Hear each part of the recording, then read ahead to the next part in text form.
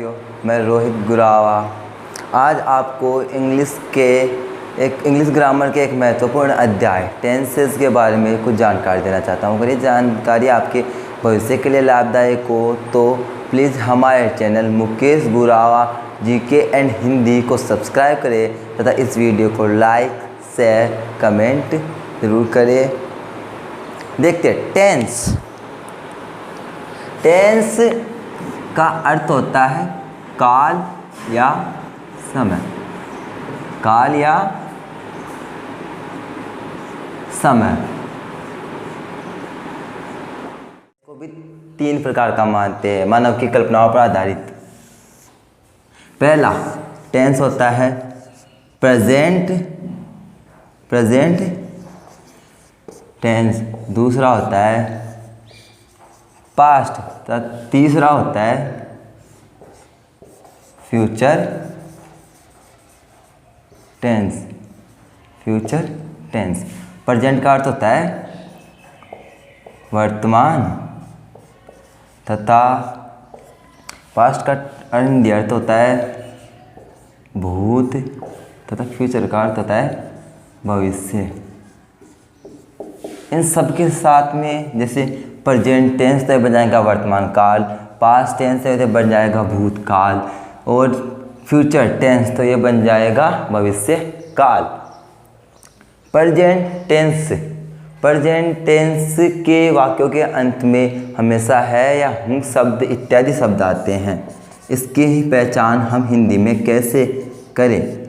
हिंदी में पहचान के लिए हम देख सकते हैं कि प्रेजेंट टेंस के मतलब वर्तमान काल के वाक्यों में है या हूँ आता है, लास्ट अंतिम में है या हूँ आता है। जैसे वह खा रहा है, वह कल से सो रहा है, वह कल खा चुका है, वह कल पहन चुका है, वह कल जा चुका है।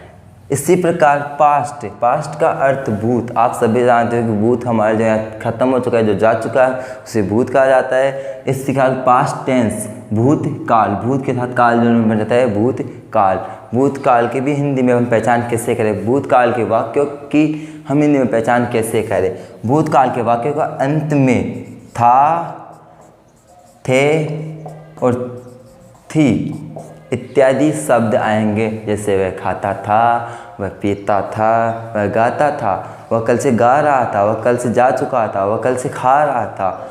इसी प्रकार था, थे, थी। इसी प्रकार हम देखते हैं फ्यूचर टेंस मतलब भविष्य काल।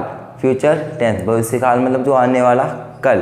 फ्यूचर टेंस को हम हिंदी में पहचानेंगे। हिंदी में पहचान करने के लिए इसके वाक्य करने में या, ये, ई या फिर गा, गे, गी आपको ज़रूर मिलेगा। या, ये, ई या फिर गा, गे, गी आपको मिलेगा।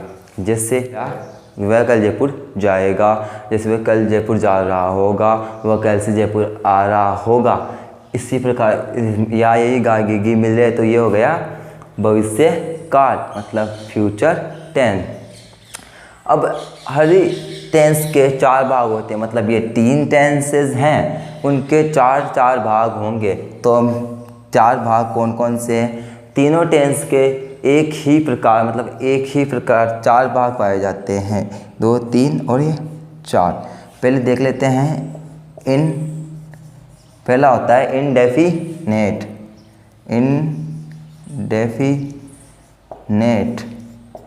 दूसरा होता है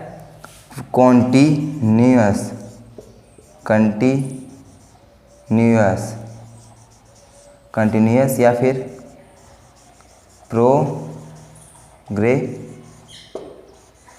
प्रोग्रेसिव। इससे होता है परफेक्ट। तीसरा होता है परफेक्ट। चौथा होता है परफेक्ट कॉन्टिन्यूअस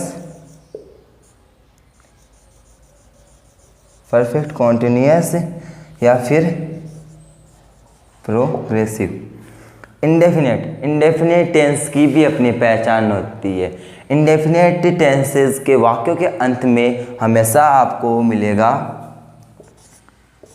ता, ते और ती, ये इसकी हिंदी में पहचान हो गई। और हम इसको हिंदी में अनिश्चित बोलते हैं। डेफिनेट का अर्थ आप सभी जानते हैं कि निश्चित होता है, और इसके इन लग जाने से ये अनिश्चित बन गया इनडेफिनेट, मतलब अनिश्चित। और इसकी पहचान मैंने आपको बता दी, ता ते ती होती है। कॉन्टिन्यूस प्रोग्रेसिव को हम कह सकते हैं लगातार या जारी, लगातार या जारी। इसकी भी अपनी पहचान हिंदी वाक्यों में होती है। इसके हिंदी वाक्यों के अंत में आपको मिलेगा रहा, रहे और रही, रहा, रहे, रही। जैसे वह कल जा रहा है, वह कल जा रहा था, वह कल जा रहे थे, वह कल खा रही थी इत्यादि। रहा, रहे मिल रहे, इसका मतलब ये कॉन्टिन्यूस प्रोग्रेसिव टेंस है। परफेक्ट को हम हिंदी में कहते हैं पूर्ण,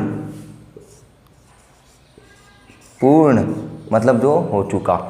इसकी भी अपनी एक पहचान है हिंदी वाक्य के अंत में। इसमें चुका, चुके और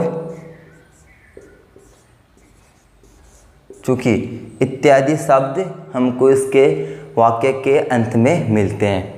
इसके बाद में देखते हैं परफेक्ट कॉन्टिन्यूस प्रोग्रेसिव। इसको हम कहते हैं पूर्ण, लगातार या जारी। क्या कहेंगे? पूर्ण, लगातार या जारी, पूर्ण, लगातार या जारी। इसकी भी हिंदी में अपनी एक पहचान होती है। हिंदी वाक्यों में इसकी पहचान करें वो आपको बताता हूँ मैं। इसके वाक्यों के अंत में आपको से रहा, से रही, से रहे इत्यादि शब्द मिलेंगे। से रहा, से रहा, से रहे और से रही इत्यादि शब्द मिलेंगे। आप दोबारा देख लीजिए। इंडेफिनिट टेंस को अनिश्चित कहते हैं। इसके पहचान हिंदी वाक्य के अंत में ता ते ती मिलेगा आपको। और कॉन्टिन्यूस प्रोग्रेसिव टेंस को लगातार या जारी कहते हैं। इसके वाक्य के अंत में आपको मिलेगा रहा, रहे, रही। परफेक्ट को हम हिंदी में पूर्ण कहते हैं। इसके वाक्य के अंत में मिलेगा चुका, चुके, चुकी। परफेक्ट कॉन्टिन्यूस प्रोग्रेसिव से इसको हम कहते हैं पूर्ण, लगातार, जारी। और इसके वाक्य के अंत में मिलेगा आपको से रहा, से रहे, से रही। अब देखो present indefinite tense, present continuous tense, present perfect tense, present perfect continuous tense, ये चार भाग हो गए। वर्तमान, वर्तमान अनिश्चित काल, वर्तमान लगातार या जारी काल, वर्तमान पूर्ण काल, वर्तमान पूर्ण लगातार या जारी काल। ये चार भाग होते। इसी प्रकार पास्ट के भी यही चार भाग होंगे। इस पास्ट के भी यही चार भाग होंगे। Past indefinite tense, past continuous tense, past perfect tense, past perfect continuous tense. मतलब भूत अनिश्चित काल, भूत लगातार या जारी काल, भूत पूर्ण काल, भूत पूर्ण लगातार या जारी काल। अब इसी प्रकार फ्यूचर के भी यही चार भाग होंगे। जैसे future indefinite tense, future continuous या progressive tense, future perfect tense, future perfect continuous या प्रोग्रेसिव टेंस। भविष्य अनिश्चित काल, भविष्य लगातार या जारी काल, भविष्य पूर्ण काल, भविष्य लगातार पूर्ण लगातार या जारी काल। इसको हिंदी में कैसे पहचाने? वाक्य के अंत में ता है, ती है, ता के साथ है या हूँ जुड़ जाता है तो वो बन जाएगा प्रेजेंट का। इसको हम आगे लेते हैं प्रेजेंट इंडेफिनिट टेंस। सबसे पहला टेंस लेते हैं present indefinite tense. Present indefinite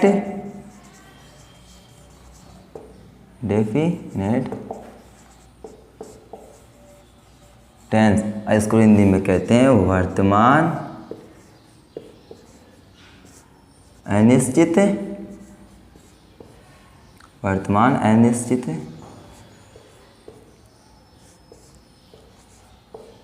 वर्तमान अनिश्चित, वर्तमान अनिश्चित काल।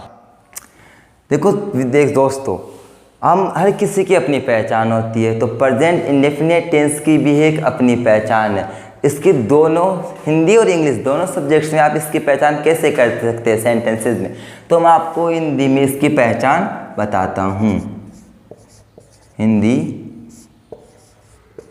में पहचान आपको वाक्य के अंत में ता है, ते है, ती है इत्यादि शब्द मिले तो आपको तुरंत मालूम पड़ जाएगा कि ये कौन सा टेंस है, प्रेजेंट इंडेफिनेट टेंस।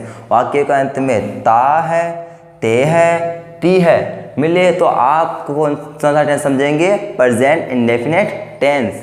वाक्यों के अंत में ता है, ते है और ती है, ती है इत्यादि शब्द वाक्य के अंत में आए तो वो वाक्य प्रेजेंट इंडेफिनिट टेंस का कहलाएगा। के अंत में हो तो अब देखो आप, हिंदी में हमने इसकी पहचान कर ली, लेकिन हम पढ़ रहे हैं इंग्लिश की ग्रामर, इसलिए टेंसेस की इंग्लिश में प्रेजेंट इंडेफिनिट टेंस की इंग्लिश में पहचान। हर टेंस की पहचान इंग्लिश में हमेशा उसकी हेल्पिंग वर्ब से की जाती है। तो इसकी हेल्पिंग वर्ब इंग्लिश में पहचान हेल्पिंग वर्ब से होती है। तो प्रेजेंट इंडेफिनिट टेंस की हेल्पिंग वर्ब होती है, प्रेजेंट इंडेफिनिट टेंस की हेल्पिंग वर्ब होती है डू और डज। डू और डज, डू और डज। देखो दोस्तों, डू और डज हेल्पिंग वर्ब होगा, लेकिन हमें इसका प्रयोग कहाँ करना है वो मैं बता देता हूँ। डू का प्रयोग आप, आई मतलब फर्स्ट पर्सन, सेकंड पर्सन तथा प्लूरल सेंटेंसेस के सब्जेक्ट्स के साथ कर सकते हैं। और डज का प्रयोग आप करेंगे थर्ड पर्सन के ही, सी, इट। थर्ड पर्सन मतलब ही, सी, इट, ये डज का प्रयोग कर सकते हैं। इसके बाद डू या डमिल यहाँ लिख देता हूँ आपकी सुविधा के लिए। डू फर्स्ट पर्सन तथा सेकेंड पर्सन तथा किसी भी व्यक्ति के नाम तथा वस्तु, नेम ऑफ पर्सन मतलब व्यक्ति या फिर एनी या फिर थिंग, किसी वस्तु के लिए। डू का प्रयोग हमने देख लिया। अब डज का प्रयोग हम देखते हैं। डज का प्रयोग होगा थर्ड पर्सन के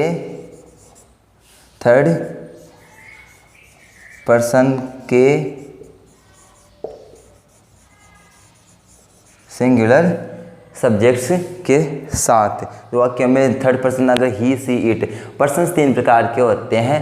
फर्स्ट पर्सन होता है, फर्स्ट पर्सन का सिंगुलर होता है आई, प्लूरल होता है वी तथा सेकंड पर्सन के सिंगुलर प्लूरल दोनों ही होते हैं। थर्ड पर्सन के सिंगुलर होता है ही, सी, इट और प्लूरल होता है दे। तो मैंने आपके प्रयोग बता दिया। अब आप आगे देखिए, हम पढ़ रहे हैं प्रेजेंट इंडेफिनिट टेंस। तो वाक्य कैसे बनते हैं, इस काल के वाक्य कैसे बनते हैं। आपको एक और बात बता दूं कि वाक्य चार प्रकार से बनते हैं, मुख्यतः चार प्रकार से बनते हैं। पहला अफर्मेटिव सेंटेंसेस, दूसरा नेगेटिव सेंटेंसेस, तीसरा इंट्रोगेटिव सेंटेंसेस और चौथा इंट्रोगेटिव नेगेटिव सेंटेंसेस। पहले का अफर्मेटिव का साधारण वाक्य, दूसरा का नकारात्मक वाक्य और तीसरा इंट्रोगेटिव मतलब प्रश्नवाचक, इंट्रोगेटिव नेगेटिव मतलब प्रश्नवाचक नकारात्मक वाक्य। सेंटेंसेस चार प्रकार के होते हैं, चार प्रकार के होते हैं। पहला मुख्य तो लगा इसके, पहला सिंपल या फिर अफर्मेटिव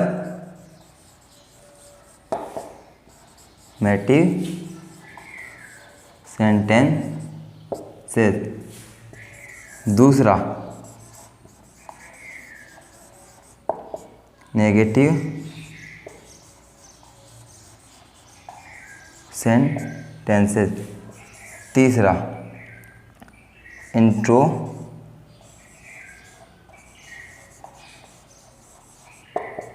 इंट्रोगेटिव सेंटेंसेस। चौथा इंट्रोगेटिव नेगेटिव सेंटेंसेस।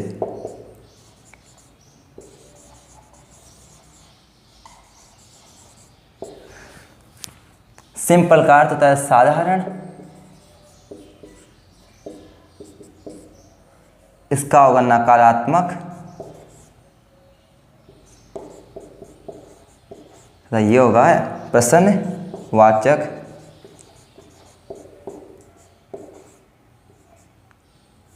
ये होगा प्रश्नवाचक नकारात्मक वाक्य।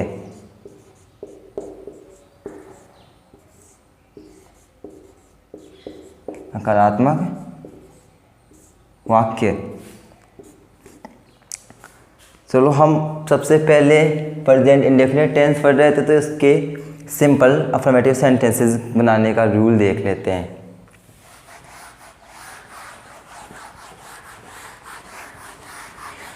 प्रेजेंट इंडेफिनिट टेंस में एक खास बात होती है जिसको हम नोट कर लेते हैं। प्रेजेंट इंडेफिनिट के सिंपल सेंटेंसेस के में हेल्पिंग वर्ब काम में नहीं ली जाती, बल्कि उसकी जगह मेन वर्ब की फर्स्ट फॉर्म एस या ईएस काम में ली जाती है। एस या एस काम में ली जाती है। प्रेजेंट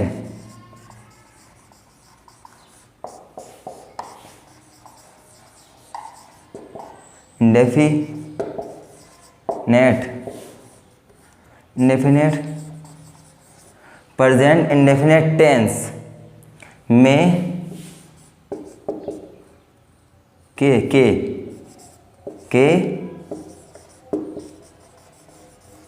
सिंपल सेंटेंसेस में हेल्पिंग वर्ब डू डज की जगह मेन वर्ब की फर्स्ट फॉर्म प्लस एस या यस काम में ली जाती है। ये इसमें खास बात है कि प्रेजेंट इंडेफिनिट के सिंपल सेंटेंस मतलब अफर्मेटिव सेंटेंसेस में हेल्पिंग वर्ब काम में नहीं ली जाती, उसकी जगह मेन वर्ब की फर्स्ट फॉर्म काम में ली जाती है। उसके साथ एस या ईएस लगा सकते हैं। तो हम पहले देख लेते हैं अफर्मेटिव सेंटेंसेस।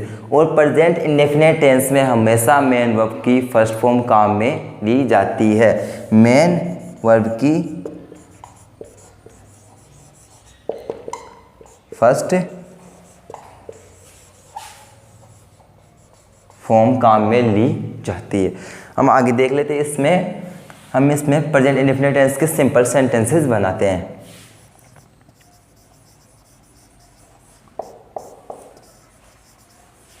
इंडेफिनिट टेंस के हम सिंपल सेंटेंसेस बनाते हैं। पहले सेंटेंसेस। पहला हम इसकी सेंटेंसेस स्ट्रक्चर मतलब इसका संरचना मतलब इसकी ढांचा देख लेते हैं कि बनता किस प्रकार है।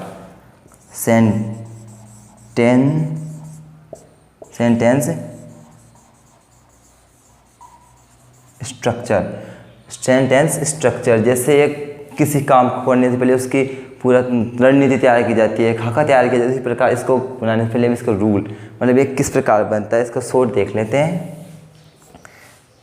इसको हम रूल भी बोल सकते हैं। रूल पहले आएगा सब्जेक्ट, फिर मेन वर्ब प्लस एस या ईएस प्लस ऑब्जेक्ट प्लस या कर सकते हो आप या एडवर्ब। सेंटेंस स्ट्रक्चर, रूल, हम इसके नियम देख लेते हैं। सबसे पहले कर्ता, उसके बाद में मुख्य क्रिया के साथ एस या एस। मैंने आपको बता दिया है कि इसके सिंपल सेंटेंसेस में मेन वर्ब के साथ एस या एस काम में ली जाती है, plus object plus adverb. Rule एक बार फिर से आप समझिए, इसके हेल्पिंग वर्ब काम में नहीं आएगी। ओनली प्रेजेंट इंडेफिनिट टेंस के सिंपल सेंटेंसेस में हेल्पिंग डू या डिस काम में नहीं आएगी। रूल है ये इसका इस प्रकार, जैसे हम देखें इसका एग्जाम्पल देख लेते हैं। मैं घर जल्दी लौटता हूँ, देख लेते हैं। मैं घर जल्दी लौटता हूँ। अब आपको इसमें पहचाना होगा कि मैं क्या है यहाँ पर, सब्जेक्ट मतलब कर्ता, जल्दी लौटता हूँ वर्ब, घर है यहाँ पर ऑब्जेक्ट या और जल्दी एडवर्ब। अब इसमें मेन वर्ब क्या है, लौटना यह है सब्जेक्ट, यह है लौटना क्रिया और जल्दी एडवर्ब तथा ऑब्जेक्ट है घर। इसकी इंग्लिश आप इस प्रकार बनाओ। सबसे पहले सब्जेक्ट में मतलब आई, मेन वर्ब प्लस एस या ई एस। मैंने आपको उसके नियम अनुसार लगाया कि एस या ई एस, यहाँ पर एस या एस नहीं लगा, फिर यहाँ पर आई है। मैं घर जल्दी लौटता हूँ, लौटना की क्रिया होती है रिटर्न मतलब लौटना। आई रिटर्न होम, इसके बाद में हम घर ऑब्जेक्ट ले लेंगे, घर यहाँ पर ऑब्जेक्ट है। आई रिटर्न होम अर्ली। अब जल्दी यहाँ पर एडवर्ब है तो हम एडवर्ब लगाएंगे, अर्ली। ये क्या है यहाँ पर, सब्जेक्ट। ये क्या है, मेन वर्ब। ये क्या है यहाँ पर, ऑब्जेक्ट। और यह है एडवर्ब। पहले सब्जेक्ट आया, मैं घर में, फिर यहाँ पर आई मेन वर्ब रिटर्न प्लस फिर ऑब्जेक्ट प्लस फिर एडवर्ब। इस प्रकार ये बना सेवा कि मैं घर जल्दी लौटता हूँ। एक और एग्जांपल देख लेते हैं हम, जैसे राम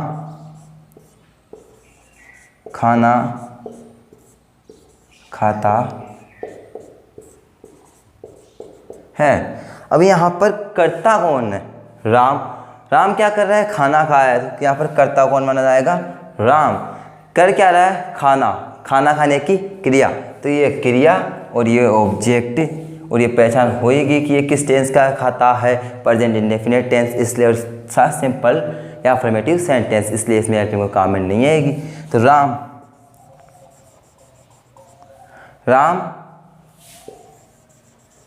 इट्स फूड,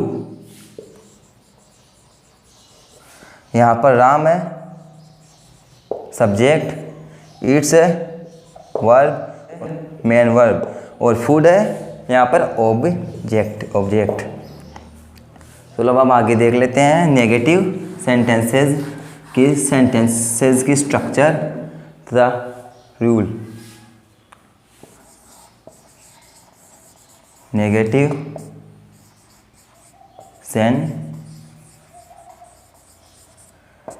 सेंटेंसेस मैंने आपको बताया कि सिर्फ सिंपल या अफर्मेटिव सेंटेंसेस में आपको हेल्पिंग वर्ब काम में नहीं लेनी है। बाकी तीनों जो बच्चे नेगेटिव, इंट्रोगेटिव, नेगेटिव, इनमें आपको ये सिंपल ये हेल्पिंग वर्ब काम में लेनी है। इसके हम सेंटेंस बनाने की स्ट्रक्चर जो ढांचा है, जो खाका है, वो देख लेते हैं। सेंटेंस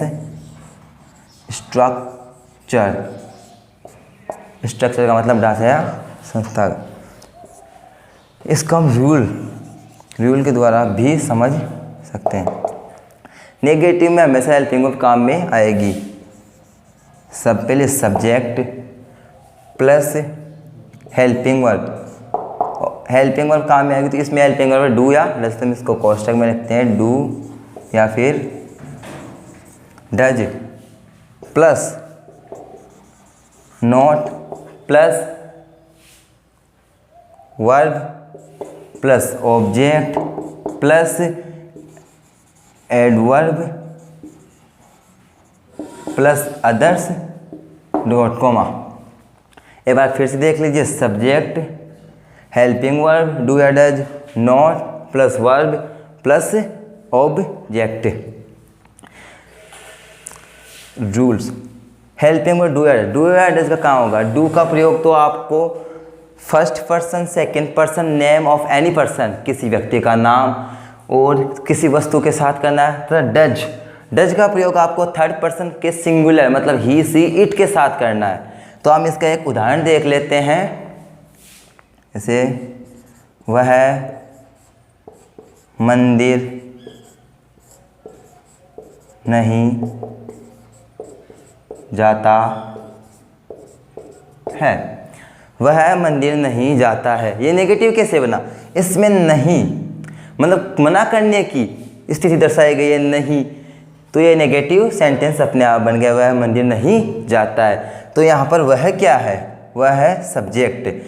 मंदिर क्या है? मंदिर है ऑब्जेक्ट। नहीं, ये हो गई स्थिति और हेल्पिंग वर्ब इसमें आएगी ने जाता है, यहाँ पर मेन वर्ब, जाता है मेन वर्ब, वह है सब्जेक्ट, मंदिर ऑब्जेक्ट, जाता मेन वर्ब, नोट इसमें स्थिति है और हेल्पिंग वर्ब हम काम में लेंगे। जैसे वह का होता है ही के साथ हमें डू या डज का प्रयोग करना है। मैंने आपको पहले बता दिया है कि ही के साथ हमें डज का प्रयोग करना है। ही थर्ड पर्सन का सिंगुलर है, तो ही डज के बाद में मैंने आपको कहता नॉट का यूज़ करना है। He does not go temple, go यहाँ पर मेन वर्ब है, गो यहाँ पर मेन वर्ब है और टेम्पल यहाँ पर टेम्पल है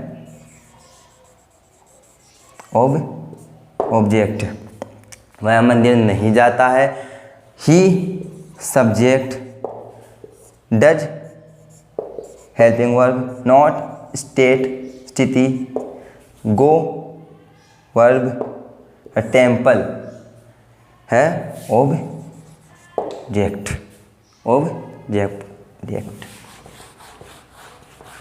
देखो दोस्तों, हमने देखा प्रेजेंट इंडेफिनिट टेंस में सिंपल सेंटेंसेस, नेगेटिव सेंटेंसेस। अब देखते हैं इंट्रोगेटिव सेंटेंसेस, वो किस प्रकार बनाए जा सकते हैं, किस प्रकार बनते हैं।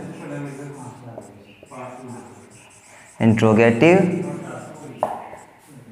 सेंटेंसेस इंट्रोगेटिव सेंटेंसेस का अर्थ होता है हिंदी में प्रश्नवाचक वाक्य। वे वाक्य या वे शब्द जिनके द्वारा प्रश्न होने का वो बोध कराया जाता है, उससे हम प्रश्नवाचक वाक्य या शब्द कहते हैं। जैसे क्या, क्यों, कब, कैसे, किसने, किसको, ये सब प्रश्नवाचक शब्द है। तथा प्रश्नवाचक वाक्य जिससे वह कहाँ जा रहा है, वह कहाँ से आ रहा है, वह क्यों खा रहा है, वह क्यों पी रहा है, ये सब वाक्य प्रश्नवाचक वाक्य होते हैं। अब देखो दोस्तों, प्रश्नवाचक वाक्य दो प्रकार से बन सकते हैं। एक तो जो हेल्पिंग वर्ब से शुरू होते हैं, हेल्पिंग वर्ब से शुरू होने वाले वाक्य। दूसरे जो WH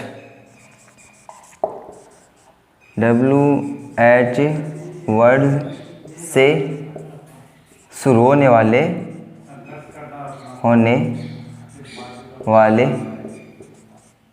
वाक्य। एक हेल्पिंग वर्ब से शुरू होने वाले वाक्य, दूसरे WH वर्ड से शुरू होने वाले वाक्य। हेल्पिंग वर्ब हम प्रेजेंट इंडेफिनिट टेंस पढ़े तो मैंने आपको पहले बता दिया, हेल्पिंग वर्ब डू और डज होगी, तो इसमें डू या डज तथा ये WH वर्ड होते क्या है, जैसे what, why, how, when. What means क्या, वाई मिस क्यों, हाउ मिस कैसे, व्हेन मिस कब, ये सब WH वर्ड होते हैं। तो हम पहले देखेंगे हेल्पिंग वर्ब से शुरू होने वाले वाक्यों के सेंटेंस स्ट्रक्चर तथा रूल। हेल्पिंग वर्ब से शुरू होने वाले वाक्य की सेंटेंस सेंटेंस स्ट्रक्चर मतलब वो बनते किस प्रकार है, उनका ढांचा क्या होता है बने। आगे देखें हम यहाँ पर रूल देखेंगे। हेल्पिंग वर्ब से शुरू होने वाले वाक्य, अगर आपको हिंदी का कोई वाक्य दिया जाता है, जैसे क्या आप अपने घर गए, ये वाक्य क्या आप अपने घर गए, तो इसमें जो प्रश्नवाचक वाक्य क्या, वो वाक्य के शुरुआत में, तो आपको इससे अंदाज़ा या पता लग जाएगा कि इस वाक्य को हम इंग्लिश बनाते समय सबसे पहले हेल्पिंग वर्ब यूज़ में लेनी है। एक बार फिर से सुन लीजिए दोस्तों, हेल्पिंग वर्ब से शुरू होने वाले वाक्य इस प्रकार के होते हैं कि उनके हिंदी में शुरुआत में प्रश्नवाचक शब्द आते हैं। जैसे क्या तुम अपने घर गए, क्या तुमने खाना खाया, क्या वह रो रहा था, क्या वह खा रहा था, इसी प्रकार रूल। यहाँ पर हेल्पिंग वर्ब, सबसे पहले हेल्पिंग वर्ब, तो हम प्रेजेंट इंडेफिनिट टेंस पढ़े थे, हेल्पिंग वर्ब होगी डू या डज।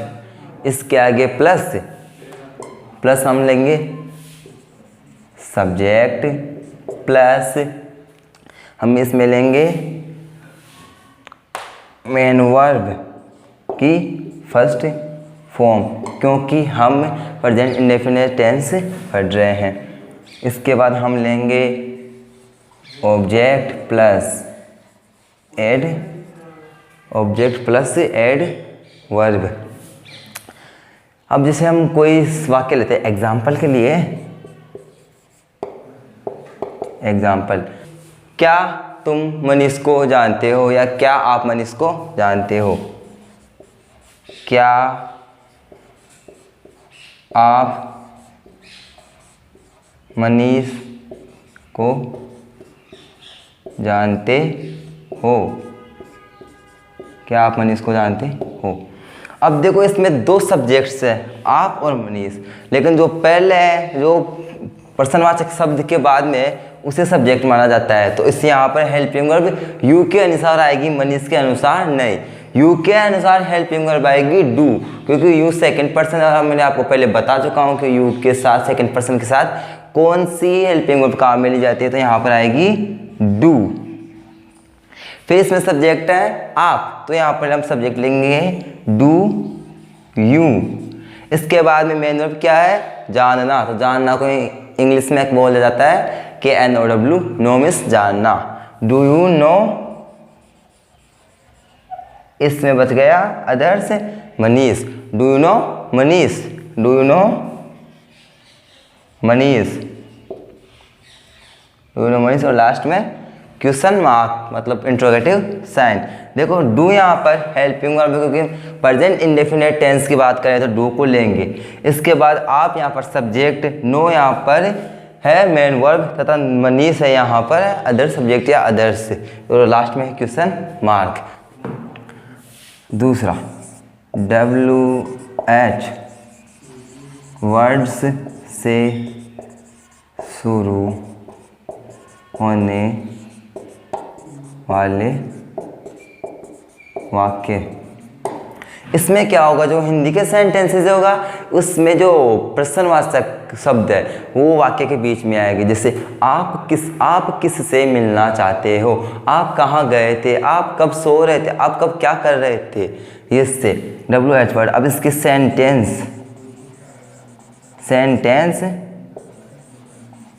स्ट्रक्चर मतलब इसकी संरचना, वाक्य संरचना क्या है, कैसे बनता है।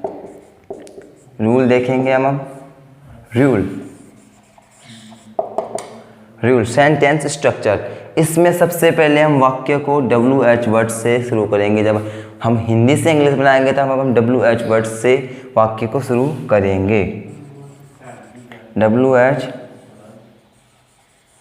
वर्ड प्लस, और इसके बाद हम यूज में लेंगे डू या फिर डज, डू या फिर डज। इसके बाद में आएगा plus subject plus main verb की first form plus object plus adverb plus others plus question mark या इंट्रोगेटिव साइन। जब तक आप यस नहीं लगाएंगे वाक्य कोई इंपॉर्टेंस नहीं रहेगी, इसलिए आपको इंट्रोगेटिव साइन लगाना जरूरी है।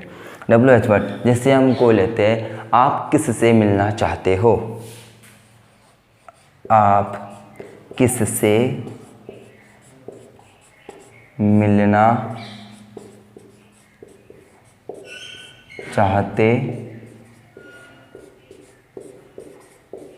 आप किससे मिलना चाहते हो, इस पर खास ध्यान दीजिएगा इंट्रोगेटिव साइन पर। आप किससे मिलना चाहते हो, आप किससे मिलना चाहते हो। अब WH वर्ड किससे, जो WH वर्ड वो बीच में आया किससे, किससे की इंग्लिश होती है हूँ, तो सबसे पहले WH वर्ड हूम आएगा,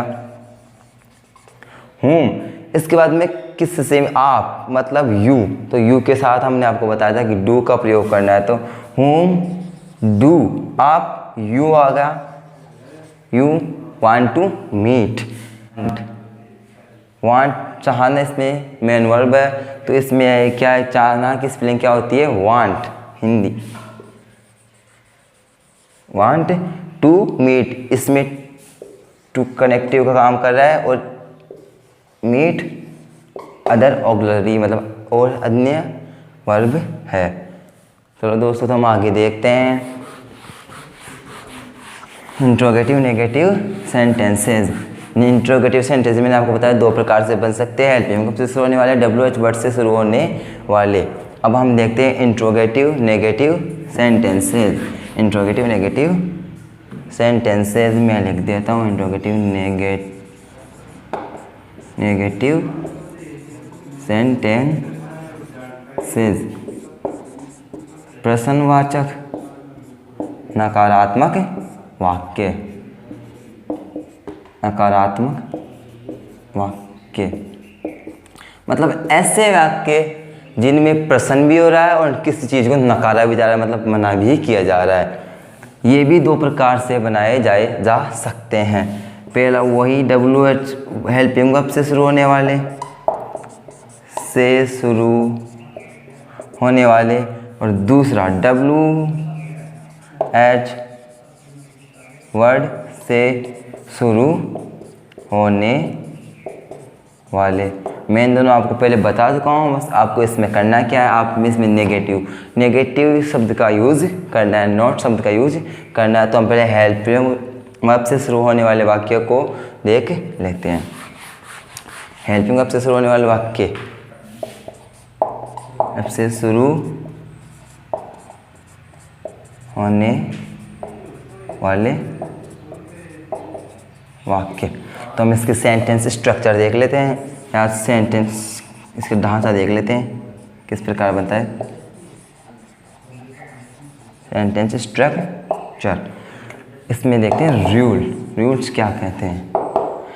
हेल्पिंग मैंने आपको पहले बता चुका होगा, हिंदी से इंग्लिश हम जब बनाएंगे तो हेल्पिंग वर्ब कहाँ से शुरू करनी है, मतलब किस वाक्य में शुरू करनी है। जहाँ पर हिंदी में जो पहला मतलब प्रश्नवाचक के शब्द पहले आए, हिंदी के वाक्यों में प्रश्नवाचक शब्द शुरुआत में हो, तो हमें वहाँ हेल्पिंग वर्ब से प्रश्नवाचक वाक्य बनाना है। इससे देख लेते हैं आगे हम रूल। सबसे पहले क्या आएगा, हेल्पिंग वर्ब डू या डज, डू या डज। इस हम पढ़ रहे हैं प्रेजेंट इंडेफिनिट टेंस, तो डू या डज। इसके बाद में हम प्लस इसमें कर देंगे not plus subject plus main verb की first form plus object plus adverb और प्लस क्वेश्चन मार्क। जैसे अब कोई वाक्य हो, जैसे कोई क्या वह खाना नहीं खाता है। चलो हम देखते हैं एग्जाम्पल के तौर पर, क्या वह खाना नहीं खाता है, ही खाता है। इसमें भी इंट्रोगेटिव साइन लगाना जरूरी है।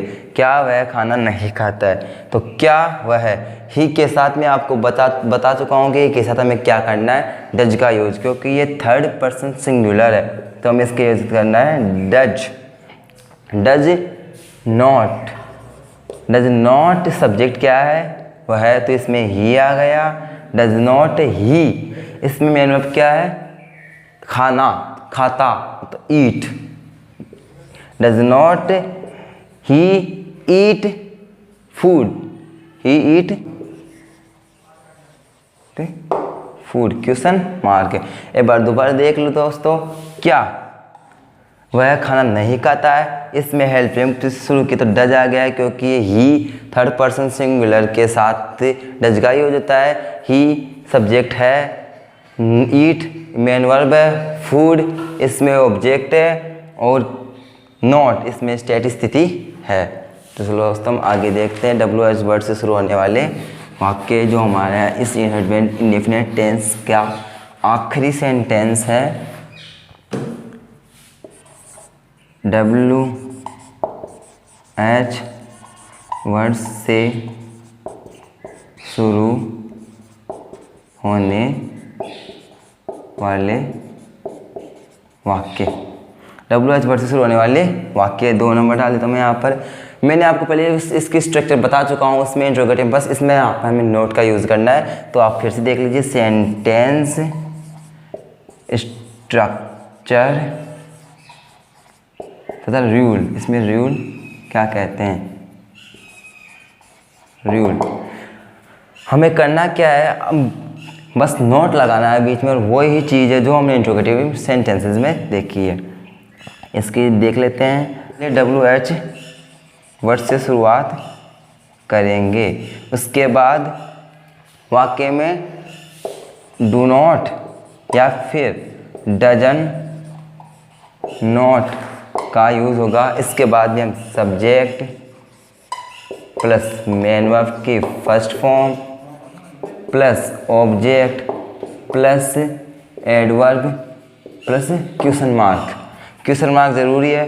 वह क्यों नहीं सोता है?